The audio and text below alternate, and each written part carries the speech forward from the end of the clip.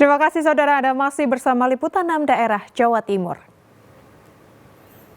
Ratusan kepala desa Kades di Kabupaten Lamongan bergembira usai menerima surat keterangan atau SK perpanjangan masa jabatan Kades dari 6 tahun menjadi 8 tahun. Seorang Kades sujud syukur di atas panggung usai menerima SK dari Bupati Lamongan.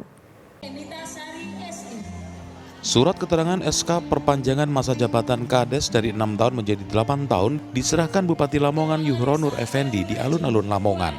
Proses penyerahan SK kepada 453 Kades ini mirip pelantikan Kades terpilih.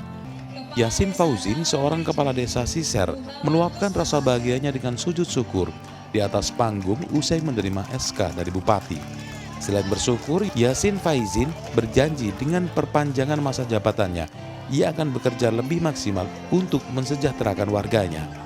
Pertama sekali saya ucapkan terima kasih kepada Bapak Bupati dan pemerintah atas perpanjangan ini, dan kami yakin kami Kepala Desa Lamongan dan seluruh desa akan mengoptimalkan 2 tahun ini untuk kesejahteraan masyarakat desa.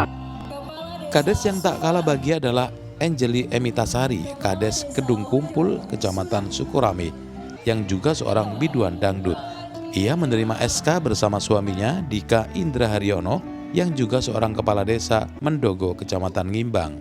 Sementara itu, Nalikan Sekda Kabupaten Lamongan mengatakan, SK perpanjangan masa jabatan Kades dari 6 menjadi 8 tahun sudah sesuai revisi Undang-Undang Nomor 6 Tahun 2014 menjadi Undang-Undang Desa Nomor 3 Tahun 2024 dan disahkan Presiden RI akhir Desember 2023 lalu.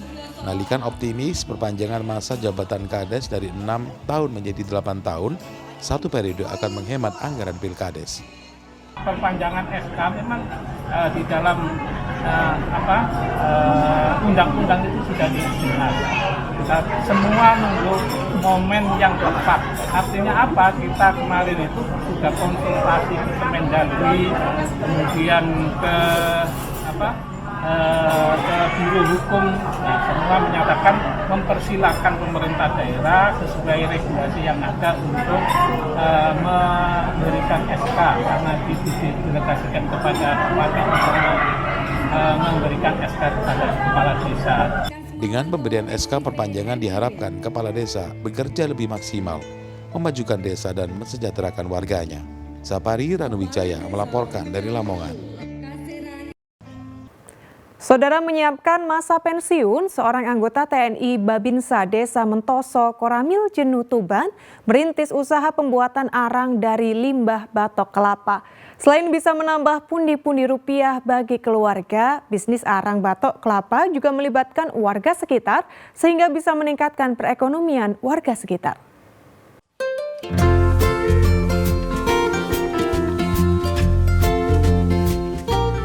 Seperti inilah aktivitas sehari-hari Pelda Sunardi, Babinsa Desa Mentoso, Koramil Jenuh, Kecamatan Jenuh. Di sela-sela kesibukannya melayani, mengayomi dan mengabdi di masyarakat, pria berusia 53 tahun ini membuka usaha produksi arang dari limbah batok kelapa.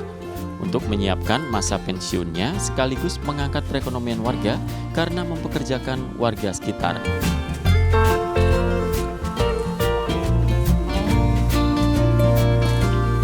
Dibantu sang istri Ismawati, Pelda Sunardi belajar otodidak membuat arang dari limbah batok kelapa. Setelah berkali-kali gagal, akhirnya dirinya berhasil membuat arang limbah batok kelapa yang bagus. Usaha pembakaran arang limbah batok kelapa ini sudah ditekuninya 4 tahun terakhir.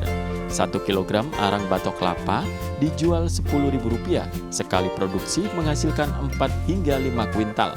Dalam 1 bulan, cuan jutaan rupiah kini bisa dikantongi Pelda Sunardi.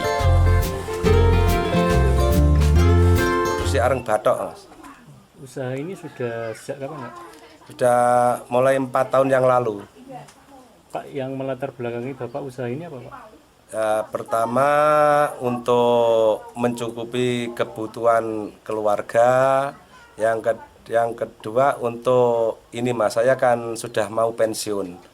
Bulan 12 besok saya pensiun, jadi saya untuk persiapan saya pensiun kegiatan ini, mempersiapkan diri untuk persiapan pensiun biar ada kegiatan tidak jenuh di rumah gitu. Di sela-sela tugas saya, Di sela-sela pada waktu saya ada waktu longgar, libur, ya saya ke sini lihat. Tapi kalau saya waktu itu dinas, ya kan ada pekerja di sini. Jadi saya tinggal mengendalikan gitu aja, Mas.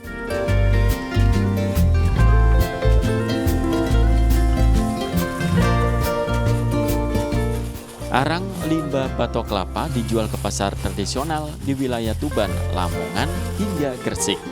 Sapari Ranuwijaya melaporkan dari Tuban.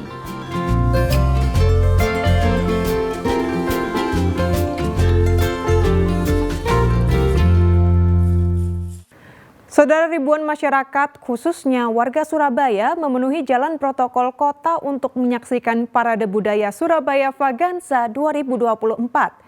Mereka antusias melihat para peserta pawai dengan mobil hias warna-warni dan pakaian adat Nusantara. Acara ini merupakan momen tahunan menyambut Hari Jadi Kota Surabaya. Parade Surabaya Vaganza tahun 2024 dalam rangka ulang tahun ke-731 Kota Surabaya digelar Minggu siang, mengambil tema The Chronicle of Surabaya yang menceritakan perjalanan panjang sejarah kota pahlawan dari masa ke masa. Parade diikuti oleh para peserta dari berbagai kelompok masyarakat yang menampilkan mobil hias warna-warni dan ragam budaya Nusantara dengan mengenakan pakaian budaya tradisional Indonesia. Para peserta diberangkatkan dari Tugu Pahlawan Surabaya dan finish di Balai Pemuda Surabaya dengan melintasi jalanan protokol kota seperti Tunjungan hingga Jalan Gubernur Suryo Surabaya sejauh 4 km. Ribuan warga masyarakat khususnya warga Surabaya antusias menyaksikan parade ini. Mereka memenuhi sepanjang jalan yang dilalui peserta parade. Sejumlah wisatawan asing juga tampak berbaur dengan masyarakat untuk menikmati momen tahunan ini. Ini cocok ya? Iya, cocok banget. Yuk, sini mari lihat parade hari jadinya Surabaya. Mantap, makasih. Untuk Kota Surabaya ucapannya apa? Semakin maju, sukses selalu Surabaya. Menurut saya sangat meriah.